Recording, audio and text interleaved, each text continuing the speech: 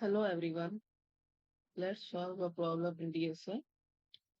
कोई भी प्रॉब्लम अगर आप सॉल्व करने जाते हो एक बार आप एटलीस्ट से ट्राई करो। ये आपके बेटर अंडरस्टैंडिंग की होगी। आप अगर एक बार सॉल्व करोगे तो आप देख पाओगे कि आप कितनी इजीली सोच पा रहे हो और टैकल कर पाओगे कि are you able to think और नॉट। सो मैं यही सजेस्ट करूंगा कि एक बार प्लीज ट्राई करना। पहला क्वेश्चन है, ये लीड कोड का क्वेश्चन है और मैं ऐसे जनरली सी प्लस प्लस में करता हूँ। अगर आप कोई और लैंग्वेज में करते हो जैसे पाइथन हो गया, जावा स्क्रिप्ट हो गया, जावा या और कोई अदर अदर लैंग्वेज, तो आप ट्राई कर सकते हो। और मैं कुछ कुछ लैंग्वेजेस का डिस्क्रिप्शन में कोड दे दूंगा जो कि आप उससे रेफर कर सकते हो। So let's solve the first question. Given an array of integer nums and a target, return indices of the two number such that they add up to a target। यहाँ पे आप देख रहे हो एग्जांपल है दिया हुआ। यहाँ पे टू नंबर दिया हुआ है, एक एरे दिया हुआ है जो कि दो नंबर को ऐड करने पे इसमें से मेरे टारगेट के इक्वल आना चाहिए। तो अगर हम यहाँ पे एरे को रेफर करें तो 2 और 7 को अगर हम ऐड करते हैं तो 9 मिलता है, जो कि मेरे कंडीशन को सेटिस्फाई करेगा। और उसके बाद हमें उसके इंडिसेस रिटर्न करनी है। तो हम जानते हैं कि जब एरे स्टार्ट होती है तो जीरो इंडेक्सेस बेस्ड होती है। तो जीरो जो इंडेक्सेस पे प्रेजेंट है मेरा 2 है और 1 पे मेरा 7 है। तो हमारा यहाँ आउटपुट में 0 और 1 आएगा जो कि हमें वेक्टर फॉर्म में रिटर्न करना है। वैसे ही मैं यहाँ पर आपको और एक एग्जांपल को दिखाता हूँ। यहाँ पर आप देख पा रहे होंगे कि अ, एक एरे यहाँ पे है 2, 3 2 4 है और टारगेट मेरा 6 है। तो आप इसको एक बार ट्रावर्स करोगे तो देखोगे 2 और 4 को ऐड करने पे 6 आ रहा है। और मैं इसका आउटपुट क्या है 1 और 2। कैसे? जब हम 2 और 6 को ऐड करेंगे तो मेरा कंडीशन सेटिस्फाई होगा जो कि 6 के इक्वल होगा। तो मेरा 1 और 2 इसका आउटपुट आएगा जो कि हमें रिटर्न करना है। इसे करने के दो मेथड है। आप कोई भी मेथड चूज कर सकते हो बट मैं आपको दोनों मेथड करके दिखाऊंगा। फर्स्ट मेथड करते हैं उसके बाद मैं आपको सेकंड वाले में ये दिखाऊंगा। तो फर्स्ट वाले जो है वो लिस्टेड फॉर लूप्स के थ्रू होगी जो कि ऑफ एन स्क्वायर होगी वर्स्ट केस में। फर्स्ट जब वेस्ट केस होगी इसकी तब हो सकती है कि वो फर्स्ट कंपैरिजन में ही मिल जाए। बट ऐसा पॉसिबल हर टाइम नहीं होगा, वो सारे इसके हिडन टेस्ट केस भी होते हैं। चलो next to first for loop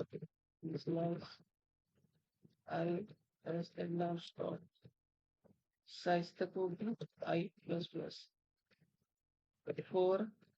second loop जो कि नेक्स्ट लूप स्टार्ट हो रही है इंट जे जो कि वो आई तो फर्स्ट एलिमेंट इंक्लूड कर चुका है। अब क्या होगा उसके बाद वाले सब चेक करना स्टार्ट करने की उसके अनदर एलिमेंट या उससे कोई अलग एलिमेंट है जो उसको ऐड करके हमारे कंडीशन को सेटिस्फाई करेगा। तो उसको हम ऐड करेंगे।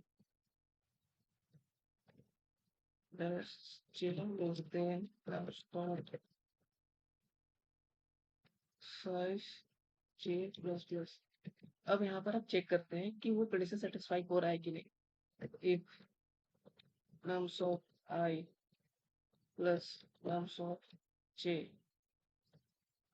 और टारगेट है तो हमें रिटर्न करना है एरे। तो हम करली ब्रेसेस में जानते हैं कि वेक्टर को हम करली ब्रेसेस में रिप्रेजेंट करते हैं जब इनिशियलाइज करते हैं। तो हम यहाँ पे डायरेक्टली उसको करली ब्रेसेस में रिटर्न करें। एक्स्ट्रा मोर इज प्लस क्यों यूज करें जब ऐसे कर सकते हैं। तो जे कोमा आई कोमा जे। अब लास्ट में इफ नॉट फाउंड तो return -1 minus. Let's run this code.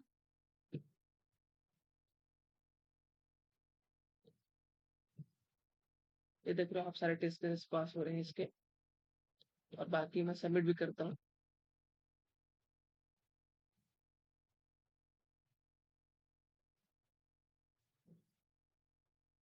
आप देख रहे हो कि ये सारे test case three test cases pass हो रहे हैं। तो आप ये क्वेश्चन को ट्राई करो और इस मेथड से करो। मैं एक और मेथड से आपको बताऊंगा जो कि बेस्ट मेथड है उसकी टाइम प्रॉपर्टी ऑफ एन है। ओके, अब देखते हैं दूसरे मेथड को जो कि मैं अनऑर्डर्ड मैप के थ्रू बताऊंगा जिसमें कंप्लीमेंट भी निकालेंगे। जैसे कैसे कंप्लीमेंट निकालते हैं। हमें कंप्लीमेंट निकालने के लिए कुछ करना नहीं है। जैसे हम जब भी अनऑर्डर्ड मैप में कोई भी डेटा को डालेंगे तो कॉम्प्लीमेंट चेक करेगा, जो से जो भी करंट एलिमेंट चल रहा हो, टारगेट में से हम अगर नम्स को कोई भी माइनस कर देंगे तो वो मेरा कॉम्प्लीमेंट होगा। और हम उस कॉम्प्लीमेंट को अपने मैप में देखेंगे कि वो एलिमेंट प्रेजेंट है कि नहीं, और उस एलिमेंट का मेरा इंडेक्सेस क्या है। तो हम पहले, क्योंकि वो मेरा पहले अगर कर चुका है तो वो मेरा फर्स्ट एलिमेंट होगा, तो फर्स्ट एलिमेंट होने की वजह से उसका जो इंडेक्सेस पहले आएगा, और जो जो करंट इंडेक्सेस चल रहा हो उस सेकंड इंडेक्सेस होगी जो कि रिटर्न होगी। Let's do this matter. उसके लिए अनवर्ड मैप क्लियर कर लिए हम, कर लिया मैंने, और जो कि इंट टाइप की होगी, और यहाँ पे कोई भी नाम दे सकते थे, मैंने एमपी दिया है। और इस फर्स्ट वाले इंटीजर पे मेरा नम्स का एलिमेंट आएगा, और जो सेकेंड वाला इंटीजर टाइप है उसमें मेरा आई आएगा, जो कि मेरा इंडेक्स को रिकॉर्ड करेगा कि इस इंडेक्सेस पे है मेरा ये एलिमेंट, इस इंडेक्सेस पे अकर हुआ था। वो हम फॉर लूप चलाते हैं, जो कि ए स्लैश करते आई 0 से लेकर नम्स डॉट साइज तक, नम्स के साइज तक जानी है। और फिर अब हम कंप्लीमेंट चेक करेंगे। Int complement equal to target minus nums dot I. If, अब हम चेक करेंगे कि इफ जो कंप्लीमेंट है मेरे मैप में प्रेजेंट है कि नहीं। अगर वो मैप पर प्रेजेंट होगा तो उसका इंडिसेस भी होगी, उस इंडिसेस को पहले रिटर्न करेंगे, उस सेकंड वाला इंडिसेस जो चल रहा हो राइट नाउ भी इंडिसेस आई उसके साथ रिटर्न होगा। एक condition if empty dot find, by the way ये जो अनरोड मैप फैक्टर ये C++ HTML के मेथड है, जो कि बिल्ट इन फंक्शन होती है लाइब्रेरी। और इसमें बहुत सारे इमेजिंग फंक्शंस है, आप जाके रेफर कर सकते हो, आप थोड़ा बहुत इसके बारे में देखो सीखो, आपके लिए बेटर अंडरस्टैंडिंग के लिए होगी, और फ्यूचर में आप इसे यूज करोगे आप अपने डीएसए के लिए। हमें फाइंड क्या करना है, कॉम्प्लीमेंट, कॉम्प्लीमेंट यहाँ तक जाएगा एमपी डॉट इंट तक। अब क्या ये अगर मिल गई तो रिटर्न कर देंगे मैं एमपी और कॉम्प्लीमेंट,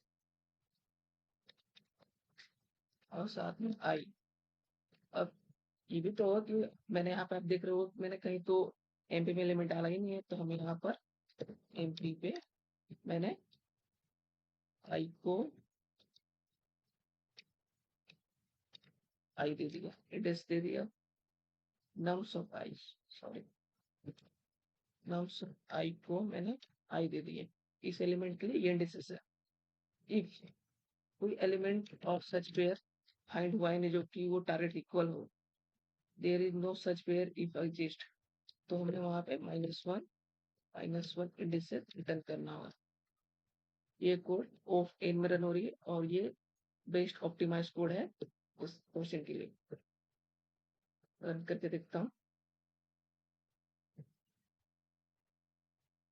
एरर अनऑर्डर्ड,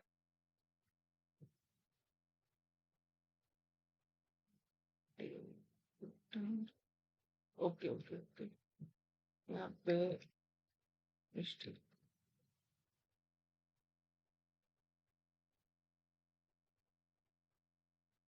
आप देख रहे हो सारे पब्लिक टेस्ट केसेस पास हो चुके हैं।